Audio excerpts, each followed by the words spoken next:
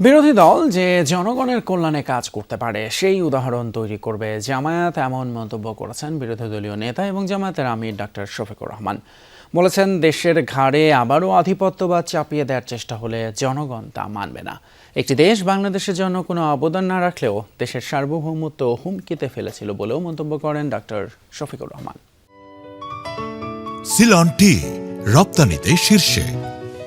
প্রধান অতিথি বাংলাদেশ জামায়াত ইসলামীর সংগ্রাম। সোমবার মিরপুর 10 নম্বরে চীনা দূতাবাসের সহায়তায় ঢাকা 15 আসনের নিম্ন আয়ের মানুষদের মাঝে ঈদ সামগ্রী বিতরণ করে জামাত। এই আয়োজনে উপস্থিত ছিলেন চীনা রাষ্ট্রদূত ইয়াও ওয়েন ও বিরোধী দলীয় নেতা ডাক্তার শফিকুর রহমান।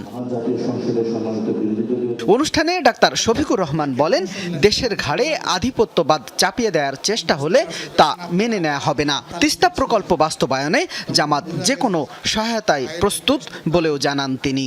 একটা কথা খুবই পরিষ্কার, আমাদের ঘাড়ের উপর আমরা কারো আধিপত্য মেনে নেব না। অতিচে নেওয়া হয়েছে, এই বোঝা আমরা ফেলে দিয়েছি, এই বোঝা জাতি আর নিজের ঘাড়ে উঠাবে না। আমাদের যুব সমাজ একদম এটা সহ্য করবে না। ডাক্তার শফিকুর রহমান এ সময় চীনের প্রশংসা করে বলেন, কোন দেশ কিছু না দিয়েও যখন তখন এদেশের সার্বভৌমত্বে হস্তক্ষেপের চেষ্টা করে।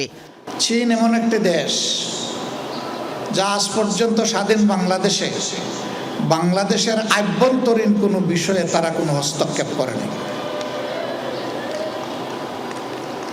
অনেকে বাংলাদেশকে কিছু না দিয়েই, বাংলাদেশ থেকে সব কিছু নিয়েই তারা যখন তখন হস্তক্ষেপ করেন, কিন্তু চীন তা করে না। আগামীতেও চীনের সহায়তা অব্যাহত থাকবে বলে প্রত্যাশা ব্যক্ত করেন বিরোধী দলীয় নেতা। শামীম রেজা, যমুনা নিউজ, ঢাকা।